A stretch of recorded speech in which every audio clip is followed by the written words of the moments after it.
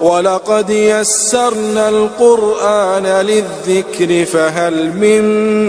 مُّدَّكِرٍ۔ آج انشاءاللہ تعالی ہم سورہ آل عمران کی آیت نمبر 153 سے لے کر 155 تک پڑھتے ہیں اور اس کو سمجھنے کی کوشش کرتے ہیں۔ اعوذ باللہ من الشیطان الرجیم، بسم اللہ الرحمن الرحیم۔ اذ تصعدون ولا تلوون على احد والرسول يدعوكم في اخراكم فأثابكم غما بغم لكي لا تحزنوا على ما فاتكم ولا ما أصابكم والله خبير بما تعملون۔ اذ جب تصعدون تم چڑھے چلے جا رہے تھے، تصعدون تم چڑھے چلے جا رہے تھے، ولا تلوون اور مڑ کر نہ دیکھتے تھے، ولا تلوون اور مڑ کر نہ دیکھتے تھے، علی احد کسی کو، علی احد کسی کو، اذ تصعدون ولا تلوون علی احد یعنی سخت سراسمیگی کی حالت میں تم احد کی بلندی کی طرف بھاگے چلے جا رہے تھے اور کسی کی طرف مڑ کر بھی نہیں دیکھتے تھے۔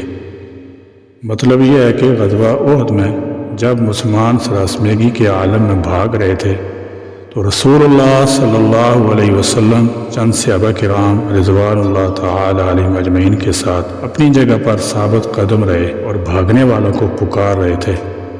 والرسول اور رسول یدعوکم تم کو پکار رہے تھے، یدعوکم تم کو پکار رہے تھے، فی اخراکم تمہاری پچھلی جماعت میں، فی اخراکم تمہاری پچھلی جماعت میں، فَأَصَابَكُمْ پھر اس نے تم کو بدلے میں دیا، فَأَصَابَكُمْ پھر اس نے تم کو بدلے میں دیا، اصابتن بمعنی جزا دینا، خواہ و انعام ہو یا سزا، یہاں سزا کے معنی مراد ہے اور فاعل اللہ تعالیٰ جل شانہ خود ہے۔ غمًا بغم غم پر غم، غمًا بغم غم پر غم یعنی ایک غم تو شکست کا تھا، اس کے ساتھ لپٹا ہوا ایک اور غم بھی سامنے آ گیا۔ اس غم سے مراد وہ غم ہے جو اس دوران میں مسلمانوں کو کفار کی اڑائی و افواہ سے پہنچا کہ نبی کریم صلی اللہ علیہ وسلم شہید کر دی گئے ہیں۔ لکیلا تاکہ نہ تحزنوا تم غم کرو، تحزنوا تم غم کرو، علامہ اس پر جو فاتکم تم سے فوت ہو گیا،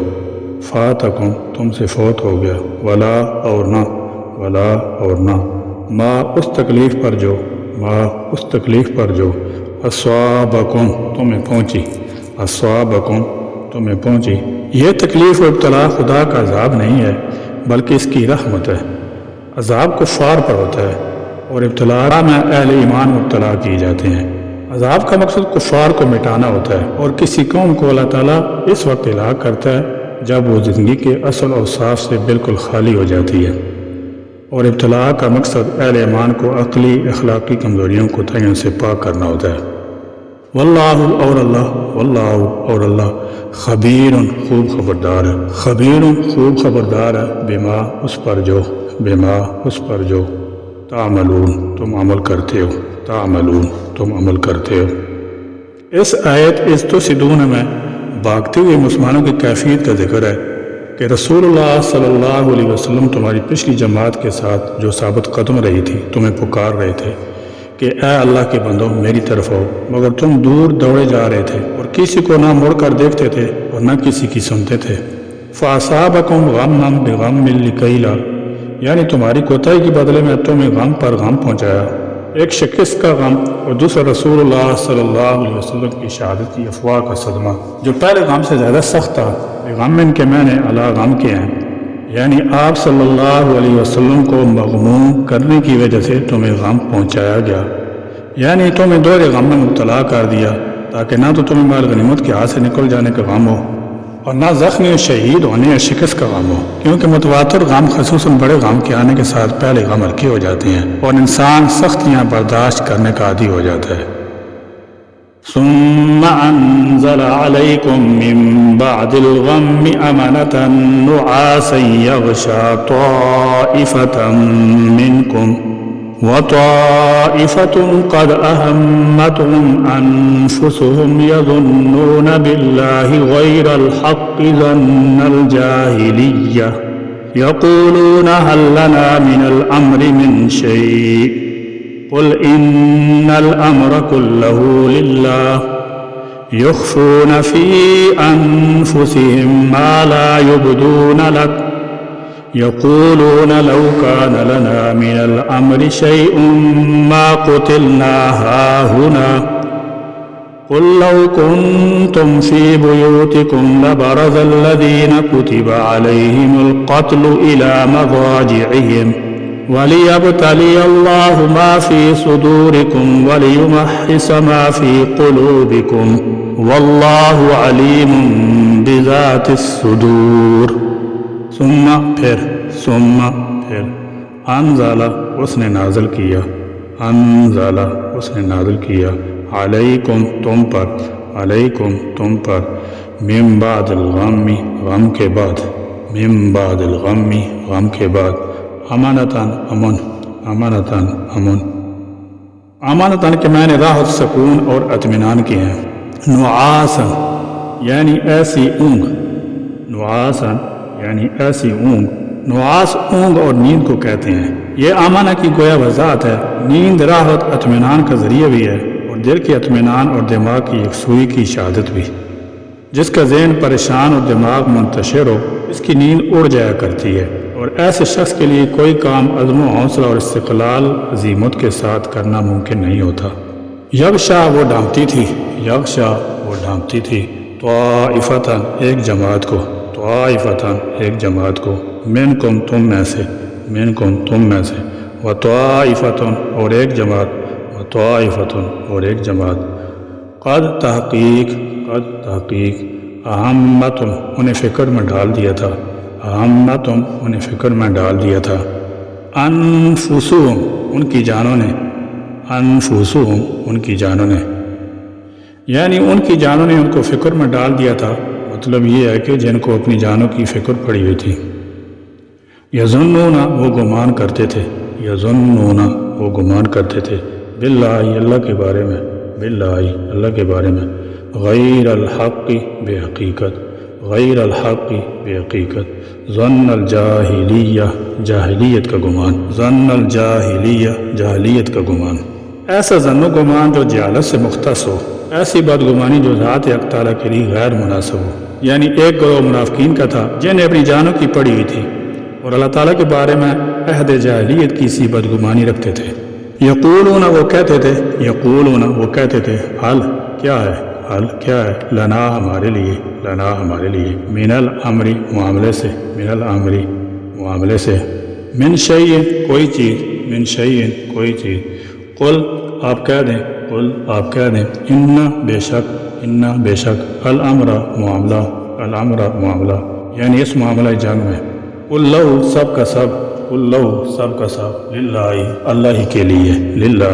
ہی کے لیے یخفون وہ چھپاتے ہیں فی انفسہم اپنے دلوں میں ما وہ بات جو لا یبدون نہیں وہ ظاہر کرتے لاکا آپ کے سامنے یقولون وہ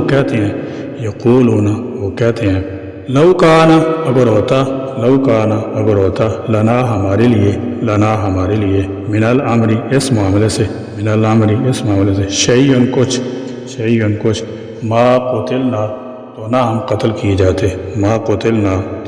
قتل کیے جاتے آہنا یہاں قل آپ کہہ دیجئے لو کنتم اگر تم ہوتے فی بیوتکم اپنے گھروں میں بھی لبارزہ تو ضرور باہر نکلتے الذین وہ لوگ کے اتیبہ لکھ دیا گیا تھا علیہم ان پر القتل قتل ہونا الی مضاجعہم اپنی قتل گاہوں کی طرف ولیبتلی اور تاکہ ولیبتلی اور تاکہ آزمائے اللہ اللہ اللہ اللہ ما اس میں جو فی صدورکم تمہارے سینوں میں فی صدورکم تمہارے سینوں میں ولیمخص اور تاکہ صاف کر دے ولیمخص اور تاکہ صاف کر دے ما ان وسوسوں کو جو فی قلوبکم تمہارے دلوں میں فی قلوبکم تمہارے دلوں میں واللہ اور اللہ علیم خوب جانتا ہے بذات الصدور سینوں کے راز بذات الصدور سینوں کے راز۔ یعنی اس جنگ میں جن کو شہید ہونا تھا وہ ہو چکے، جن کو ہٹنا تھا ہٹ گئے۔ ان میں سے مخلص مسلمانوں پر حق تعالیٰ جل شانہ نے ایک دم غنودگی طاری کر دی، لوگ کھڑے کھڑے اونگنے لگے۔ حضرت طلحہ رضی اللہ تعالیٰ عنہ کے ہاتھ سے کئی مرتبہ تلوار چھوٹ کر زمین پر گری۔ یہ ایک حصی اثر اس باطنی سکون اور اطمینان کا تھا جو ایسے ہنگامہ خیز کیفیت میں مومنین کے قلوب پر محض خدا کے فضل و رحمت سے وارد ہوا۔ اس کے بعد دشمن کا خوف اور راز سب کافور ہو گیا۔ یہ کیفیت عین اس وقت پیش آئی جب لشکر مجاہدین میں نظم و ضبط قائم نہ رہا تھا، 20 لاشیں خاک و خون میں تڑپ رہی تھیں، سپاہی زخموں سے چور ہو رہے تھے۔ حضور اکرم صلی اللہ علیہ وسلم کے قتل کی افواہ نے رہے سے ہوش آواز کھو دیے تھے۔ گویا یہ سونا بیدار ہونے کا پیام تھا۔ غنودگی طاری کر کے ان کی ساری تھکن دور کر دی گئی اور متنبع فرما دیا گیا کہ خوف و راز اور تشویش سے اضطراب کا وقت جا چکا ہے، اب مامون و مطمئن ہو کر اپنا فرض سر انجام دو۔ فوراً صحابہ کرام رضی اللہ تعالی عنہ نے حضور اکرم صلی اللہ علیہ وسلم کی گرد جمع ہو کر لڑائی کا معاہد قائم کر دیا۔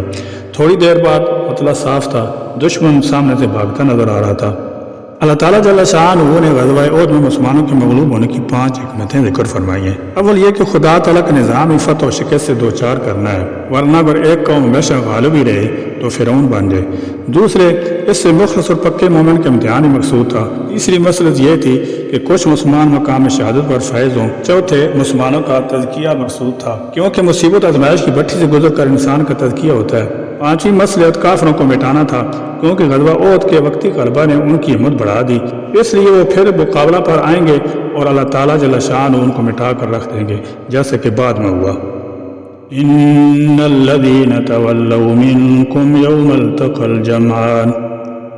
انما استزلهم الشيطان ببعض ما كسبوا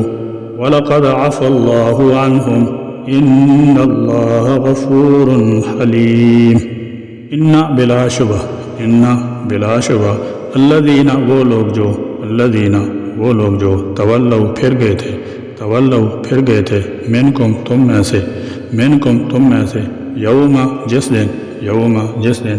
التقى الجمعان آمنے سامنے ہوئی دو جماعتیں التقى الجمعان آمنے سامنے ہوئی دو جماعتیں انما در حقیقت استزلہم ان کو پھسلا دیا تھا الشیطان شیطان نے ببعضی بسبب بعض ما ان کوتاہیوں کے جو کسبوا انہوں نے کی ولقد اور البتہ تحقیق عفا اللہ اللہ نے معاف کر دیا عنہم ان سے ان بلا شبہ اللہ غفور بہت بخشنے والا ہے حلیم بڑا بردبار ہے۔ اس آیت کریمہ میں حضرات صحابہ کرام رضی اللہ تعالی عنہم کو تنبیہ ہے کہ یہ جو ایک گونا شکست ہوئی ہے اس میں بھی تمہاری لفظوں کا دخل ہے، اور بقول مفسرین یہ لغزش ہے، مال غنیمت کی خواہش، اپنی زندگی بچانے کی فکر، اور رسول اللہ صلی اللہ علیہ وسلم کی نادانستہ حکم کی خلاف ورزی۔ یعنی صحابہ کرام رضی اللہ تعالی عنہم سے جو لفظیں ہوئی ہیں خود اللہ تعالیٰ جل شانہ کی طرف سے اس کی معافی کا مقرر اعلان ہو رہا ہے۔ یہ گویا اس بات کی تنبیہ ہے کہ صحابہ رضی اللہ عنہ کے بارے میں اپنے دل کو ہر طرح کے میل سے پاک و صاف رکھا جائے،